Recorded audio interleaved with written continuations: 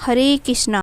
दोस्तों, समुद्र मंथन की सीरीज को शुरू करते हुए इस वीडियो में हम आज जानेंगे कि इंद्रदेव को किस तरह से शाप मुक्ति मिलती है और समुद्र मंथन के लिए क्या उपाय निकाला जाता है।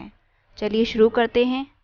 जब दैत्यों के राजा बलि ने इंद्र के राज्य पर चढ़ाई कर दी थी और देवताओं और दैत्यों के मध्य भयंकर युद्ध के बाद सभी देवता पराजित हो गए थे और गज, अश्वरत्न ये सभी उपभोग में आने वाली चीजें दैत्यों के अधिकार में ना रहकर समुद्र में समाहित हो गए थे और अपनी इस स्थिति से चिंतित होकर इंद्र समेत स्वर्ग के सभी देवी देवता ब्रह्मा जी के पास गए और अपनी स्थिति से अवगत कराया।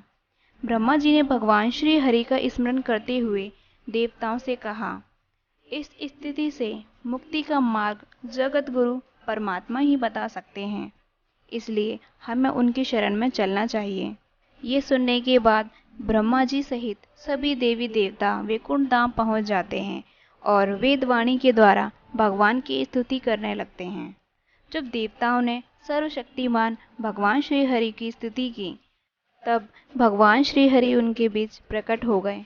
ब्रह्मा जी ने भगवान विष्णु से कहा, ब्राह्मण और देवताओं के कल्याण के लिए जो कुछ करना आवश्यक हो उसका आदेश आप हमें दें, हम वैसा करने को तैयार हैं। तब भगवान विष्णु ने कहा, इस समय असुरों पर काल की कृपा है, इसलिए जब तक तुम्हारे उदय और उन्नति का समय नहीं आता तब तक तुम जैसे और दानों के पास जाकर उनसे संधि कर लो, क्योंकि कोई बड़ा कार्य करना हो तो शत्रुओं से भी मेल मिलाप कर लेना चाहिए। यह बात अवश्य है कि काम बन जाने पर उनके साथ सांप और चूहे वाला बर्ताव कर सकते हैं। आगे बढ़ने से पहले हम जान लेते हैं सांप और चूहे की कथा। दोस्तों, किसी मदारी की पिटारी में सांप तो पहले से ही था। संयोगवश उसमें एक चूहा भी जा घुसा। चूहे के भयभीत होने पर सांप ने उसे प्रेम से कहा कि तुम पिटारी में छेद कर दो, फिर हम दोनों भाग जाएंगे।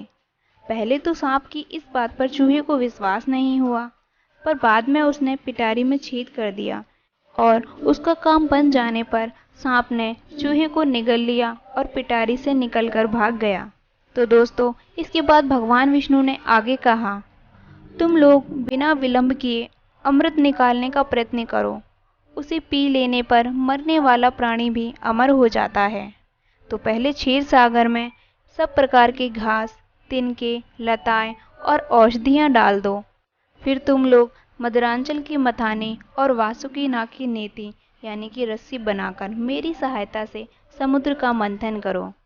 उन्होंने देवताओं को विश्वास दिलाते हुए कहा, दैत्यों को केवल भ्रम और क्लेश मिलेगा, जबकि तुम लोगों को अमृत फल की प्राप्ति होगी।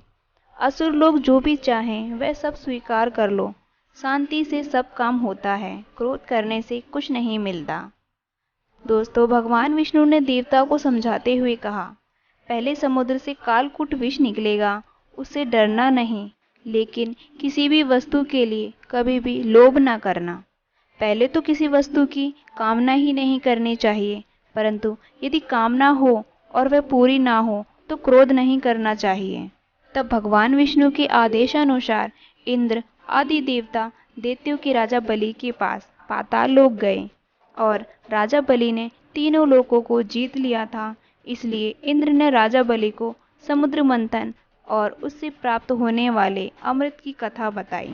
अब अमृत प्राप्ति के लोभ में सभी असुरों ने देवताओं से संधि कर ली। दोस्तों, आज के लिए इतना ही। वीडियो पसंद आए तो लाइक, शेयर और कमेंट करना ना भूलें। इस सीरीज को पूरा कंप्लीट देखने के लिए हमारे इस चैनल को सब्सक्राइब जरूर कर लें, ताकि आने वाली सभी वीडियो आपको समय पर मिलती रहें। धन्यवाद।